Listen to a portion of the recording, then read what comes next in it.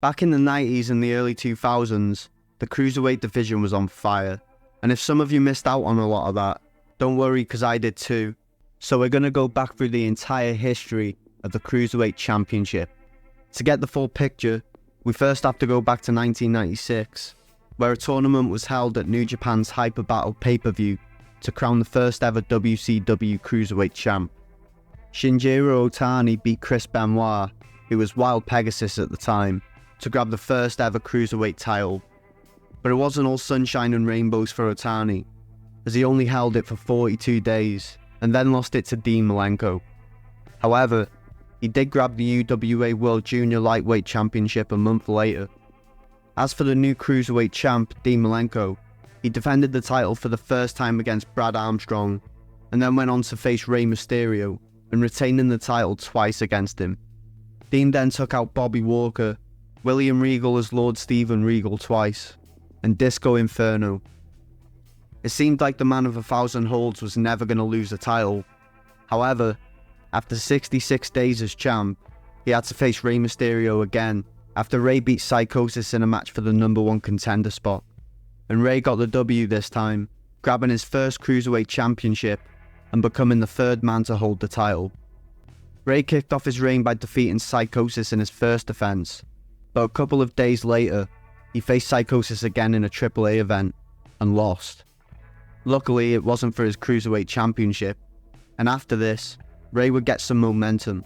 He went over to the Japanese promotion War and won the World Welterweight Championship by defeating Juventud Guerrero at the War Revolution Anniversary 4 event, becoming a double champ. Back in WCW, he had to give Dean Malenko his shot at getting the title back, and on an episode of WCW Pro, Rey hit Dean with a crucifix pin and retained the title. Rey then found himself up against Ultimo Dragon at WCW's Hog Wild pay-per-view, and Rey retained after hitting him with a Hurricane Rana from the top rope, getting the win. Rey beat him again on an episode of Nitro, then he'd move on to Dean Malenko again at Clash of Champions 33, where he retained once again, proving to be one of the best cruiserweights around even in his early days. Rey managed to defend the title so many more times, but I don't think we're going to get through them all without this video dragging on. So Rey's first title reign went on for an impressive 110 days, but he ended up dropping the title to Dean Malenko at Halloween Havoc, making Dean Malenko the first man to be a two-time Cruiserweight champion. Malenko went on a bit of a streak, retaining the title against contenders such as Jim Powers, Chris Jericho, Scotty Riggs, Juventud Guerrero, Rey Mysterio again, and Eddie Guerrero. However, after retaining the title against Psychosis at the World War III pay-per-view, he wasn't able to surpass his first reign as champ. This time Dean held the title for 62 days, and then lost it when he faced Ultimo Dragon at Starrcade 1996, where the Cruiserweight title and Dragon's J-Crown Championship were on the line. Ultimo Dragon then kicked off 1997 and his Cruiserweight title journey by defending the Cruiserweight belt and his J-Crown title against Jushin Thunder Liger on the episode of Nitro after Starrcade. Then he beat Mark Starr to retain on an episode of WCW Pro the day later. However, Dragon's first reign with the title would be short-lived, as he dropped the title back to Dean Malenko at Clash of Champions after 24 days as champ. This made Dean Malenko a 3-time Cruiserweight champ, but this reign wouldn't be as good as his other two. He defended the title against Jerry Flynn, Rey Mysterio, Eddie Guerrero, and Ultimo Dragon. But after 32 days as champion, he found himself up against a young X-Pac known as Six at the time. Six ended up stealing Dean's Cruiserweight belt during Dean's title defense against Mike Enos, setting up a title match between the two at WCW Super Brawl 7. Eddie Guerrero interfered in the match, distracting the ref and allowing Six to ping the belt off Dean's head, grabbing the win and making Six our new Cruiserweight champ. Six would also be the longest reigning champ so far, holding onto the title for 124 days, defending against Prince Iaukea, Juventud Guerrero, Chavo Guerrero, and Chris Jericho. However, his reign came to an end when he faced Chris Jericho again on a house show, just after he retained the title in a match with Rey Mysterio, and he lost the title to Jericho in 32 seconds. So Jericho was our new champ, and this was Jericho's first championship win of his WCW career. He only held the title for 29 days though, He defended against Juventud Guerrero, Six, Ultimo Dragon, and Alex Wright, but in the third match for the title against Alex Wright, Jericho was defeated after Alex hit him with a nasty German suplex, and he pinned him clean. Unfortunately for Alex, he'd only have a short reign of 18 days, but he did retain the title in rematches against Jericho on a house show and at the 1997 Road Wild pay-per-view. However, he dropped the title back to Jericho, and Jericho would almost match his first reign of 29 days, but he fell short by a day. He got into a feud with Eddie Guerrero after defending the title against him at Clash of Champions, and then he went up against Eddie at the Fall Brawl pay-per-view. But he lost this one, as he was about to suplex Eddie off the top rope, and Eddie reversed it, and then hit a frog splash on Jericho to become the new Cruiserweight champion. Eddie kicked off his first Cruiserweight title reign by going through multiple former champs like Ultimo Dragon, Dean Malenko, and Jericho again, and he held the title for 41 days. But then he found himself in a title versus mask match against Rey Mysterio at Halloween Havoc. Rey put his mask on the line to compete for Eddie's title, and the risk paid off, as Rey came out the match victorious, and as a two-time Cruiserweight champ. This was a short reign for Rey though, at only 14 days. He defended against Dean Malenko, won a non-title match against Billy Kidman, and then found himself continuing the rivalry with Eddie when they met in a tag team match pitting Dean Malenko and Eddie Guerrero against Rey Mysterio and Steven Regal. Dean and Eddie got the win, and this kept Eddie and Rey's battle for the belt going. They met again in a title match on an episode of Nitro, and Eddie got revenge on Rey, hitting him with a frog splash again, and winning the title back, becoming a two-time champ himself.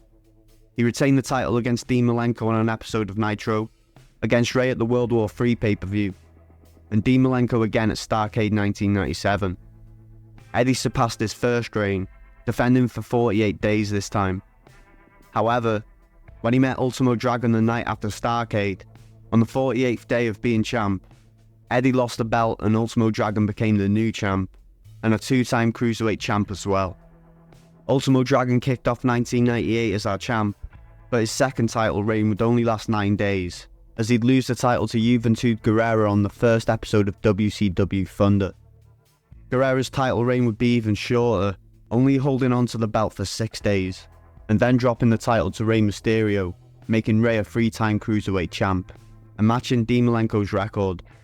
However, Rey continued the trend of short title reigns, and he only held it for 9 days this time.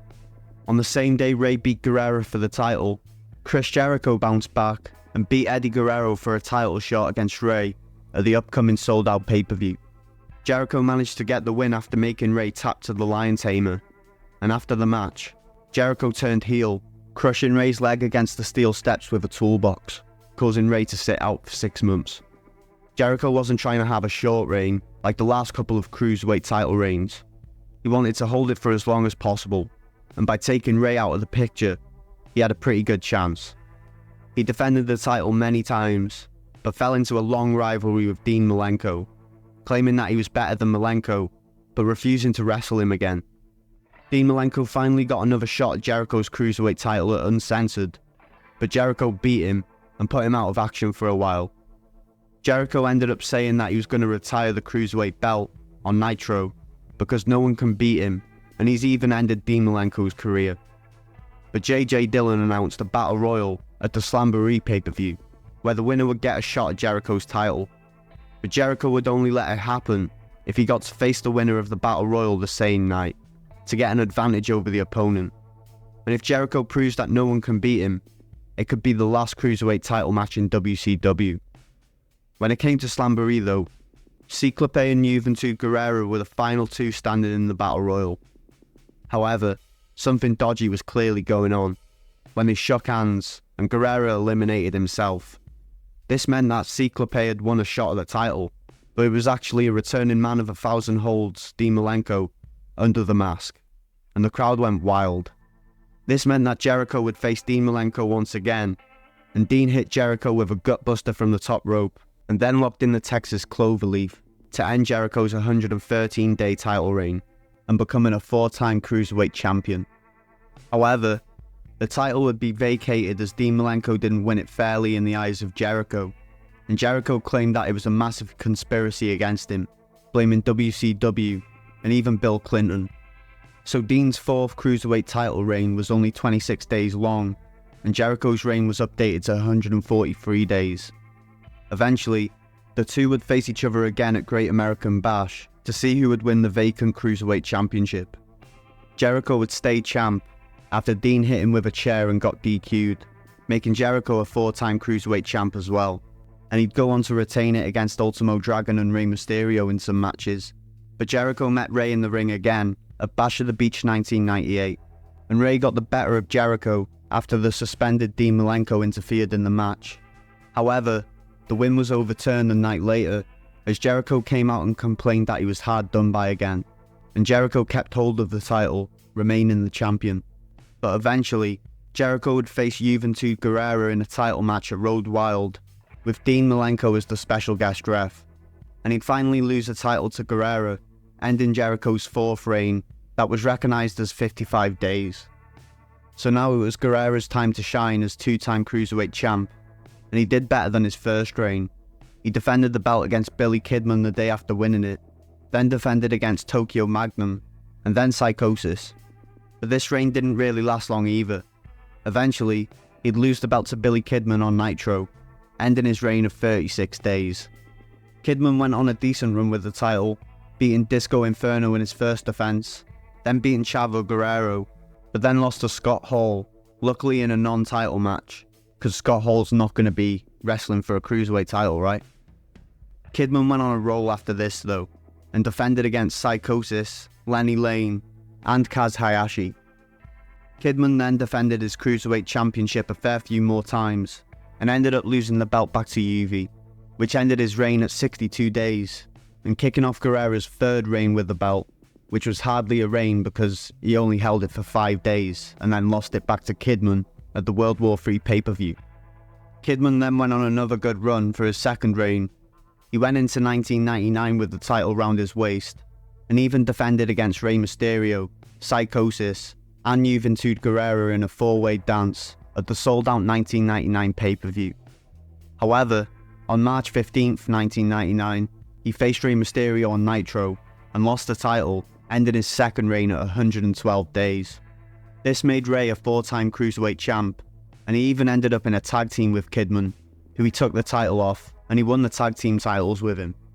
However, they'd face each other again for the Cruiserweight title at Spring Stampede, and Rey managed to retain the belt. Then after holding the title for 34 days, he ended up in a 4-way dance on Nitro, putting his title on the line against Psychosis, Juventud Guerrero, and Blitzkrieg. Psychosis came out on top this time, winning his first ever Cruiserweight Championship.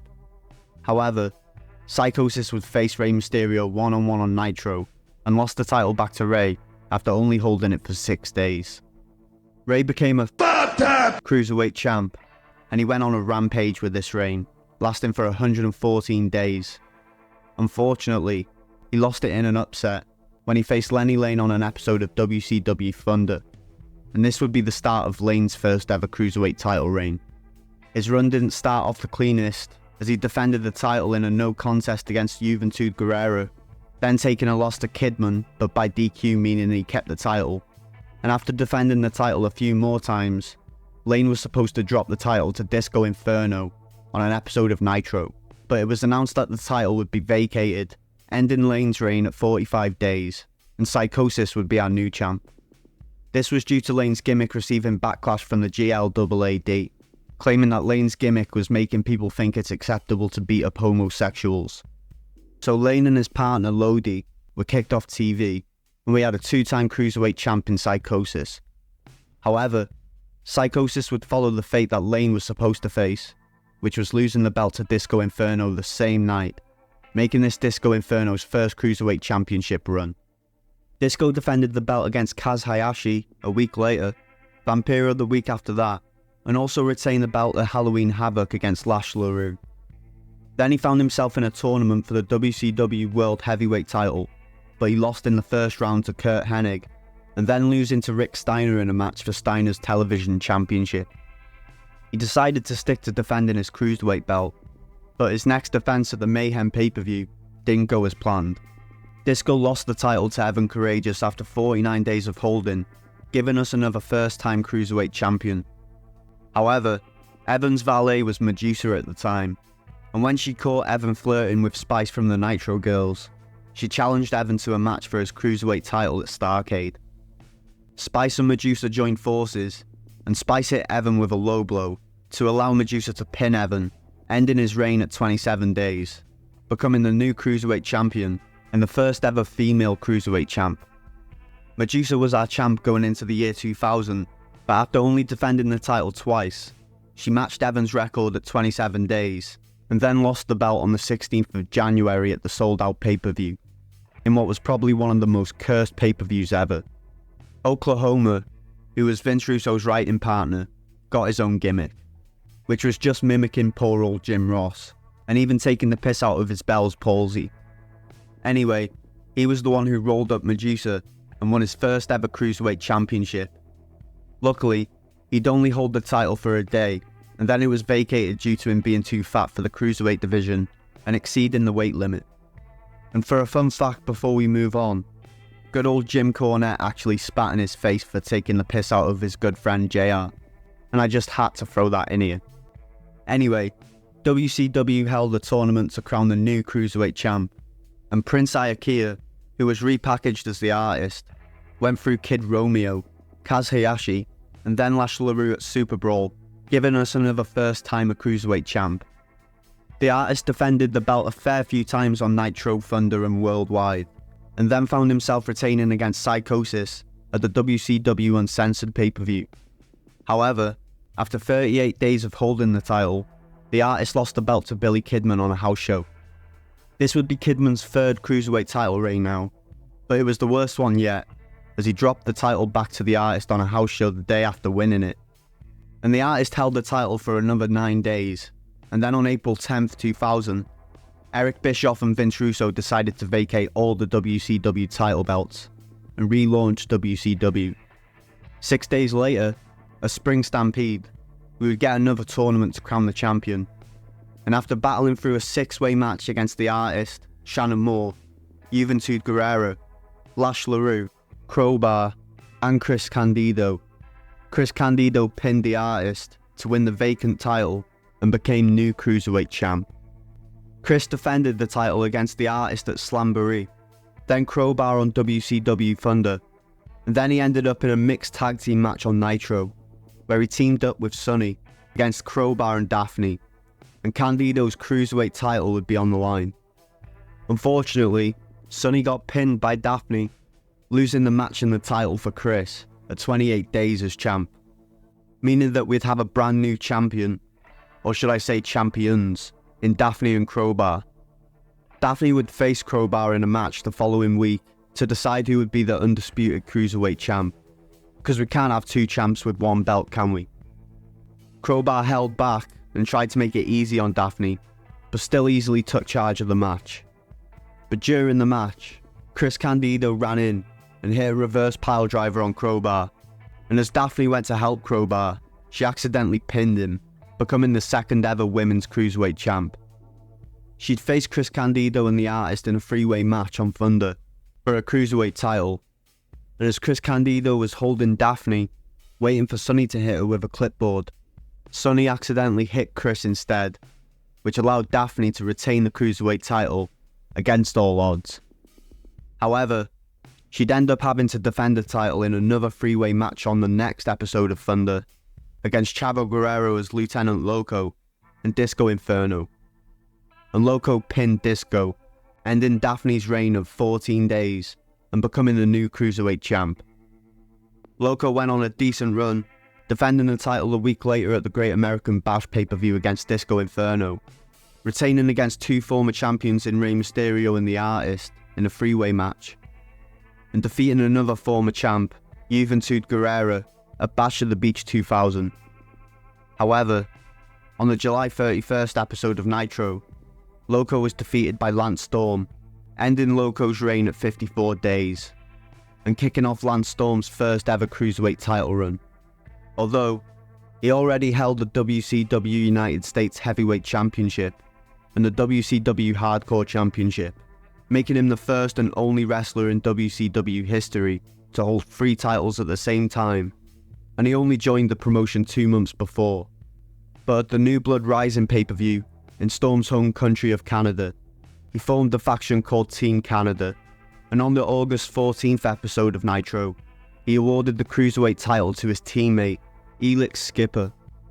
So Lance Storm's Cruiserweight Championship reign only lasted 30 days, and would see a new reigning champ in Skipper. Skipper had a decent little run with the title, most notably getting wins over former champ Chavo Guerrero, Lieutenant Loco, and Kiwi at the Fall Brawl pay-per-view. After holding the title for 48 days, Skipper found himself in a match on Nitro against Kevin Nash and Mike Sanders in a 2-on-1 handicap match for the title. After a powerbomb from Nash, Sanders pinned Skipper and became the new Cruiserweight champion. Sanders defended the title the night later on WCW Thunder against Lance Storm, but Sanders retained, and after a few non-title matches, he defended the belt against Kiwi at the Mayhem pay-per-view.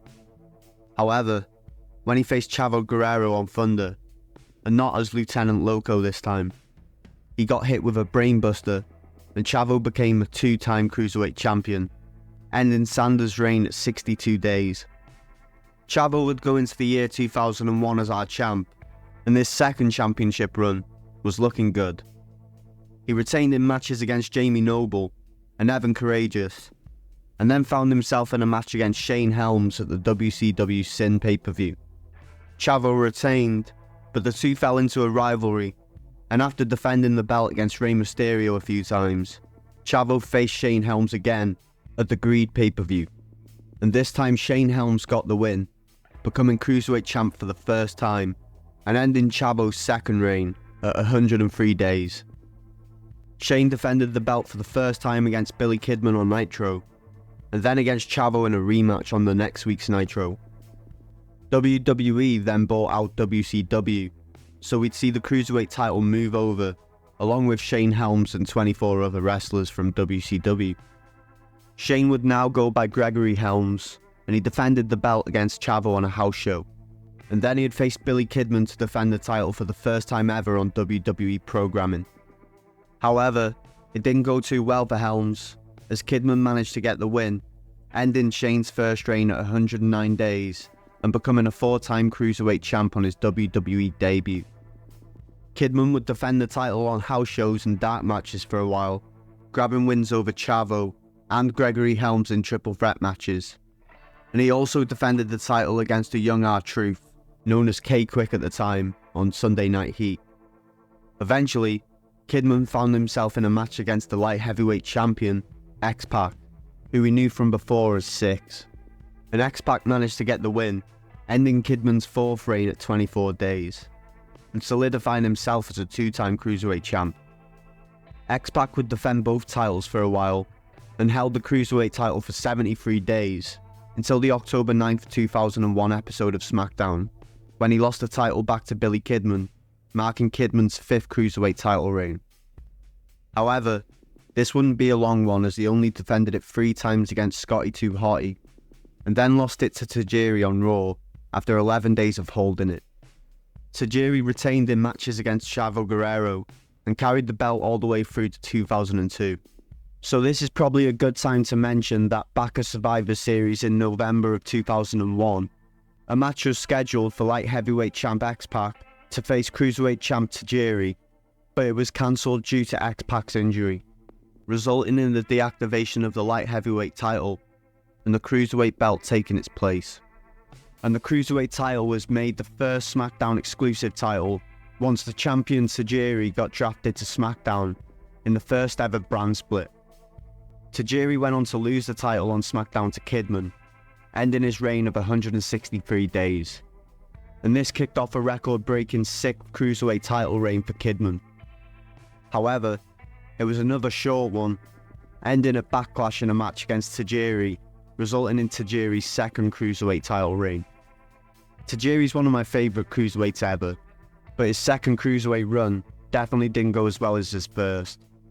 He defended the title on a fair few house shows, but when it came to a triple threat match against former champ Shane Helms, or Gregory Helms, but was now the Hurricane, and 6-time former champ Billy Kidman on SmackDown. Tajiri got chokeslammed and pinned by Hurricane, ending his second Cruiserweight title reign at 24 days. This was the Hurricane's second Cruiserweight Championship reign, and he defended quite a lot over the next month with wins over Tajiri, Jamie Noble, and against both of them in a triple threat elimination match. But at King of the Ring 2002, he faced Jamie Noble again one-on-one, and this time Noble managed to get the victory, winning his first Cruiserweight Championship and ending the Hurricane's second reign of 38 days. Noble went on a hell of a run, defending his title on SmackDown and Velocities for a while, then defended on a SmackDown and Raw Super Show against Kidman, and again at Vengeance the night after. Then he defended against the Hurricane at the following month's pay-per-view, Global Warning, and the next pay-per-view No Mercy against Tajiri.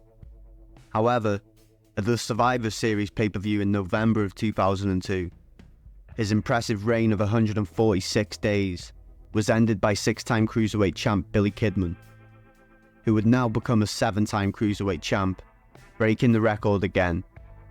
This 7th reign for Kidman was a big improvement on his last couple of short title reigns. He defended it all the way through until February 2003, but his 97-day reign came to an end when he faced Matt Hardy version 1 at the No Way Out pay-per-view. Matt started his first Cruiserweight Championship run off with a bang, defended against Kidman, and then defended at WrestleMania 19 against Rey Mysterio, after some help from Shannon Moore. And this would be the first time the Cruiserweight title was put on the line on the grandest stage of them all. He'd hold on to the belt for 101 days, and then dropped it to Rey Mysterio on the June 3rd episode of Raw, grabbing his 6th Cruiserweight title. He defended it against the likes of Matt Hardy, Kidman, Nunzio, Jamie Noble, and Tajiri. However, after getting hit with Tajiri's green mist on an episode of SmackDown, he had to defend the title against him again, and after holding the title for 111 days, Rey lost the title to Tajiri, marking Tajiri's 3rd title reign. Tajiri and Rey would rematch at No Mercy 2003, and Tajiri defended successfully. He also retained the belt against Kidman on Velocity, but when he faced Rey again on the 1st of January 2004, he lost the belt to Rey, ended his 3rd reign at 95 days, and unfortunately this would be Tajiri's final reign. So Rey Mysterio would be our Cruiserweight champ going into the year of 2004, and leveling the score with Kidman becoming a 7-timer. He retained the title against Jamie Noble at the Royal Rumble, but after beating Chavo Guerrero's dad in a match, Chavo got a shot at Rey's title at No Way Out, and Chavo defeated Rey, picking up the title for a 3rd time, and ending Rey's reign at 44 days. At WrestleMania 20, Chavo decided to hold a 10-man Cruiserweight Open Challenge. 2 men start the match, and the rest wait on the outside, joining in when it's their turn after an elimination. Eventually, Rey Mysterio would make it to the finals, and after taking out Tajiri, Tajiri gave Rey a cheap shot, giving Chavo the advantage. Chavo Classic, Chavo's dad, got involved, and he helped hold Rey down for a 3 count to help Chavo steal the win, classic Guerrero style.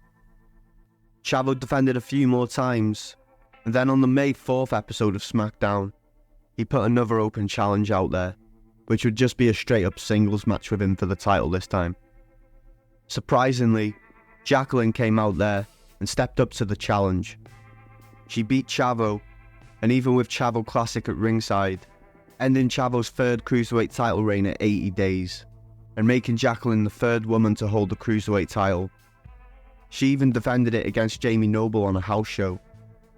However, she lost in a match against Chavo Classic on SmackDown, and then at Judgment Day, Chavo faced her again for the title with one hand tied behind his back, but this time he got the win with the help of Chavo Classic's fuckeries at ringside, ending the 9-day reign of Jacqueline. Chavo became a 4-time Cruiserweight champ, but this reign only lasted 3 days, as he lost the title in a triple threat match against his own dad, Chavo Classic, and Spike Dudley. Chavo Classic won the match, after accidentally pinning Chavo, and even went on to beat his son's 4th reign, retaining the belt against Akio and Funaki, and holding the belt for 27 days. However, That would be the end of Chavo Classic's Cruiserweight title reign, as he lost the belt to Rey Mysterio on the June 17th episode of SmackDown, with Rey becoming an 8-time champ and taking the record from Kidman.